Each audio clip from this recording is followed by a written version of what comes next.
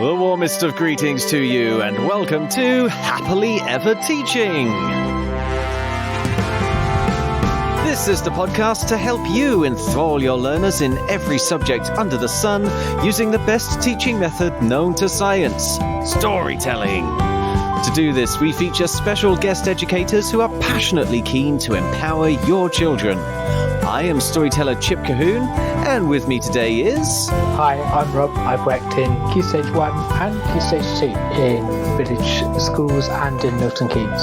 And I'm Nicola, and I've taught Key Stage 2 from Year 3 all the way to Year 6 for quite a few years now. And I've also taught at university, inspiring future teachers to do the best they can in education. And today we are seeing what we can make technologically and musically with our original story exploring the water cycle. You can listen to the story by downloading our sister podcast, Fables and Fairy Tales, or search our website, epictales.co.uk, for Drip, Drop, Plop. There you'll find a video of me telling the story that you can share with your children. And if you sign up as an Epic Educator, you'll also get a copy as a paperback illustrated by Corky Paul's cracking protege, Mario Coelho, as well as the full audiobook for you to download at any time. In fact, I'd like to take a moment to thank everyone who's signed up to be an Epic Educator so far, because by doing so, you are also supporting this podcast, so we can keep sharing these off-the-shelf lesson ideas every week. Right now, though, let's continue our discussion with Rob, Nicola, Drip, Drop, and Plop. And if you were particularly observant, you would have picked up on design and technology, getting a brief look in yesterday. Nicola, you mentioned something like making a water cycle display, was that?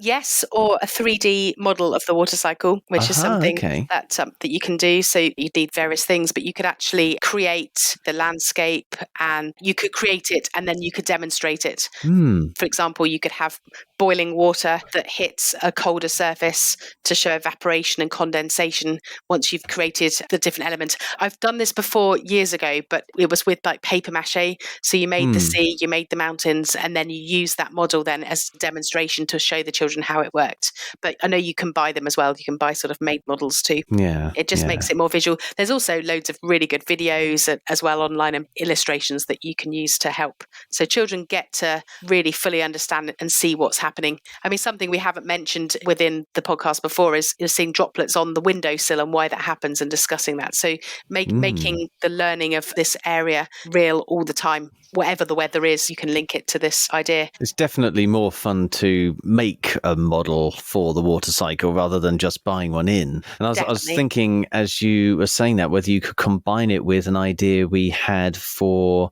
a previous story. I can't remember which one now because there's been so many, but I know you were there, Nicola, when we were talking about making 3D maps. I wondered whether maybe we could have a 3D map here with actually Montana going into the different parts of America that lead down to those three different oceans. Yeah, you could do. And then when in geography, when you're comparing the different landscapes, you've got a visual representation of that as well. Yes. And all you need is some sort of hot plate for the oceans that's going to then filter up towards a condescending. No, that's not the right word, is it? Condensing point above the mountains. It could be condescending as well. It could be, yeah. Other ideas for DT, one I had was to design a water bottle. We were talking before about how important water is to drink. Maybe it could be a drip, drop and plop water bottle, a new brand of water bottle. So they could design and create, I mean, there's so many fancy different water bottles out there, but it could just be a standard one. They designed the packaging for it, or they could design a new look of water bottle. As part of designing technology. You could add in like a filter of some kind, like a Brita filter, so the water does drip, drop and plop into the drinking compartment. It feels like a breakfast series. Remember Snap, Crackle and Pop? Yeah. This is now Drop and Plop. Yeah, it's great. It could be a new thing. This really could be a new thing. And you could tell the children it's the next big thing, and we want to market it because all of those aspects are really important when it comes to design and selling a product. Definitely. Another idea like building a mini raft. Great for teamwork. I mean, often if you go on a residential, which I know we mentioned in the PSHE episode, but teamwork, coming together, a bit like the three friends were really, really good friends. Well, designing a raft that perhaps could be on a local, if you've got water near you or not, if you've got a little paddling pool that you could put up outside the classroom. Designing products to use in a flood. So if there was too much of this water, what materials would be best suited to products to support a flood, whether it's from the sandbags to rafts that help people? What survival kit should we have in our village to help in that situation? And then also just a leaflet to save water, to help water, because as we all know at the moment, we're all trying to conserve water. We know how important it is, but again, designing a poster to help society to conserve water. Again, loads and loads of ideas. Would using concrete come into it at all, into design and technology? Because concrete is mentioned in the story. Certainly. I mean, it's a material, and when it's used, absolutely. And thinking about what makes up concrete, and then what purpose could it be used for, and why is it suited to that purpose? All links to design technology really well. And of course, it would be a fantastic material to use for your 3D map if you wanted it to be a permanent fixture of your classroom. Maybe. I don't know if I trust children in concrete, and I don't know if I want it that permanent, but maybe. Lovely. Well, as we go down towards the other end of the school, though, the ages 4 to 7, Rob, you had picked out some musical learning outcomes for us. Yes. The children could be talking about the different states of water. You could start to explore the dynamics of the story musically, say if it's fast or slow, and then recreate that using percussion instruments or body percussion as well. So as you're telling the story, think about what's happening to the droplets as they travel along their journeys, and then representing that through the music, but also thinking kind of about the tempo of the music, the pitch of the music. So as Plop is sliding down an iceberg, it's going to be a lot slower and quieter than if you're falling down the rapids. So how would you represent that musically? Yeah. So I think you could definitely get at least 3 weeks out of this, because you've got the 3 different droplets to explore. You say 3 weeks, is that 3 music lessons? 3 music lessons, yeah. Yeah. Some good percussive precipitation. Yeah. Gosh, that wasn't as easy to say as I thought it would be.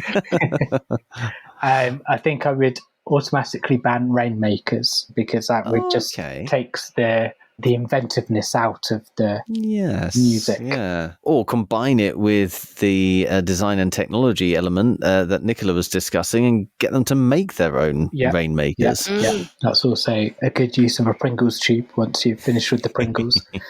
Yeah, for a theatre show we did once, we had a very long, I think it was almost a 1.5 meter long rain stick, which was a fantastic thing to have on stage to create that sound effect. It was very difficult to source, though, so we almost came to make one ourselves. Definitely a good challenge for your class. Yes. Yeah. So when we've made it, we'll send it off to you. Oh, thank you very much. That's sadly all we have time for in this episode, folks. If you'd like to talk to us about anything you've heard in this podcast, or if there's a subject you're soon to teach that you'd like us to cover, you can find us on social media using @TeachHappily, or leave us a review using your favourite podcast app. Please also share this podcast with your colleagues and help us start a story-led revolution in classrooms around the world, so children everywhere can learn in a way that's effective, memorable, and enjoyable all at the same time. Tomorrow, Drip, Drop, and Plop will help us make some art. But right now, it only remains for us to say cheerio, and we hope to hear your story soon. So, cheerio! And we hope to hear your story soon.